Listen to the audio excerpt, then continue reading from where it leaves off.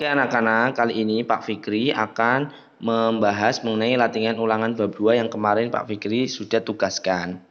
Oke, yang pertama nih, bahwa pernyataan, ya perhatikan ciri-ciri berikut, ada memerlukan oksigen, berkembang biak, peka terhadap rangsang, kemudian dapat berbicara. Pernyataan yang bukan merupakan ciri makhluk hidup ditunjukkan oleh nomor 4, dapat berbicara ya. Tidak semua makhluk hidup itu bisa bicara, contohnya adalah tumbuhan. Ya.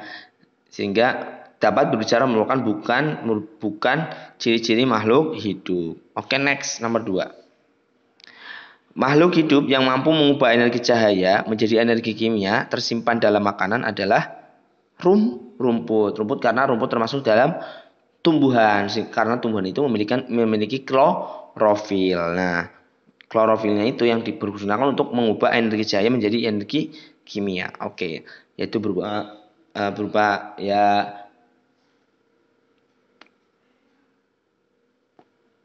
berupa hasil fotosintesis ya, di situ hasilnya. Oke.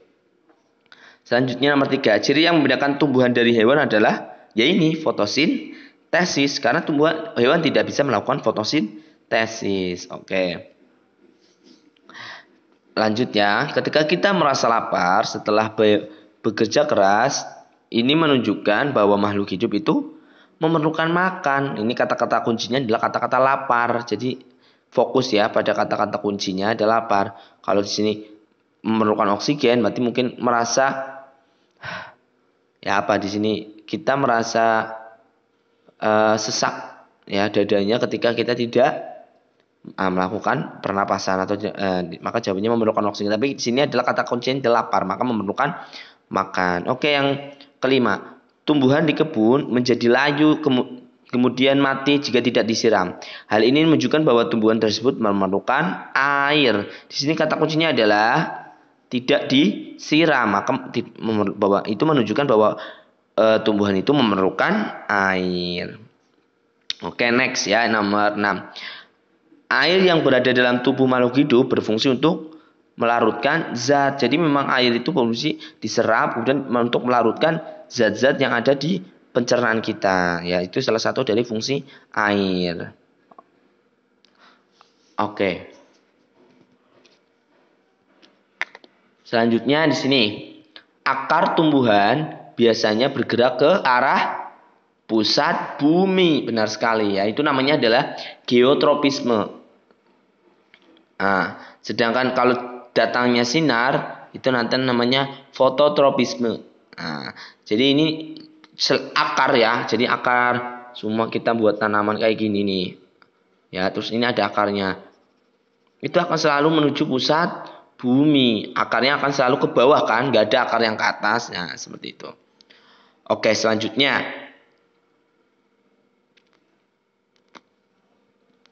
Apabila kita mengembuskan napas di depan cermin, maka cermin akan menjadi buram karena basah. Jadi kalau kita gitu ya di depan cermin, maka seolah-olah ya di situ kayak buram gitu kan, sepertinya. Nah, buramnya itu buram. Nah, itu kan kadang kita tulis-tulis gitu kan ya. Atau kita kadang untuk membersihkan kacamata juga gitu kan ya. Nah, itu adalah bukti bahwa hasil dari pernafasan itu menghasilkan uap air. Jadi hasil pernapasan manusia itu kita menghirup oksigen dan mengeluarkan karbon dioksida dan juga uap air. Ya, ini buktinya ketika kita gitu di depan kaca, jendela, cermin, nah dan sebagainya, atau kaca mobil, kaca atau spion gitu, spion motor, mobil gitu, maka akan mengeluarkan seperti buram gitu. Kalau kita lap, maka akan jadi bersih. Nah, itu adalah bukti bahwa hasil pernapasan itu menghasilkan uap air. Oke, yang nomor 9.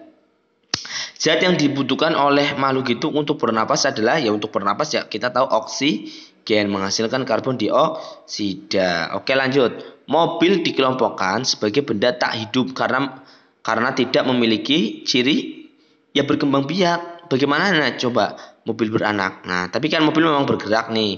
Peka terhadap rangsang juga sekarang banyak kan. Mobil kalau yang disentuh sedikit nanti bunyi alarmnya. Itu juga ada. Mengeluarkan zat sisa juga iya melalui knalpot gitu ya. Sekarang ada yang knalpot itu kan sebagai pengeluaran hasil pembakaran. Tapi kan kalau berkembang biak bagaimana caranya coba mobil itu beranak? Nah, oke, next. Nomor 11, penggunaan gas oksigen dalam tubuh disebut dengan oksidasi. Kalau respirasi adalah proses pengambilan oksigen dari luar kemudian dikeluarkan dalam bentuk karbon dioksida. Ekstraksi adalah sistem pengeluaran zat sisa. Oke, agar zat-zat sisa metabolisme tidak membahayakan tubuh, maka makhluk hidup perlu melakukan ekstresi ya, perlu untuk dikeluarkan. Jadi kalau anak-anak nih makan terus tapi nggak keluar atau nggak ke WC gitu selama berhari-hari, maka akan membahayakan tubuh. Seperti makanya kita mengeluarkan sisa-sisa hasil makanan kita berupa kotoran ya. Kalau respirasi itu proses pernapasan, adaptasi itu proses penyesuaian terhadap lingkungan, ekstresi itu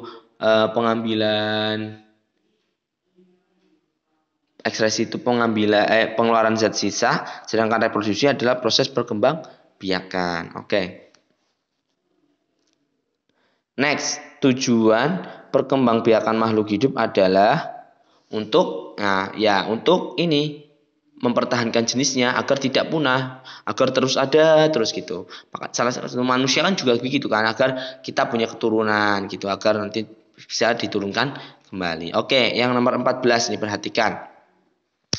Berukit ini yang bukan ciri-ciri makhluk hidup. Nah, bernapas iya benar, berkembang biak iya benar, tumbuh dan berkembang iya benar, melakukan fotosintesis iya, tapi ini hanya bisa dilakukan oleh tumbuhan, sedangkan untuk manusia, hewan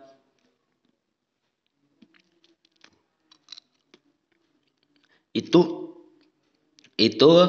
tidak bisa untuk melakukan fotosintesis. Oke, itu ya yang membedakan, yang paling mendasar bahwa adalah fotosintesis. Oke, selanjutnya. Daun putri malu akan mengatup. Nah, jadi kalau ini daun putri malu ya, kalau dipegang seperti ini.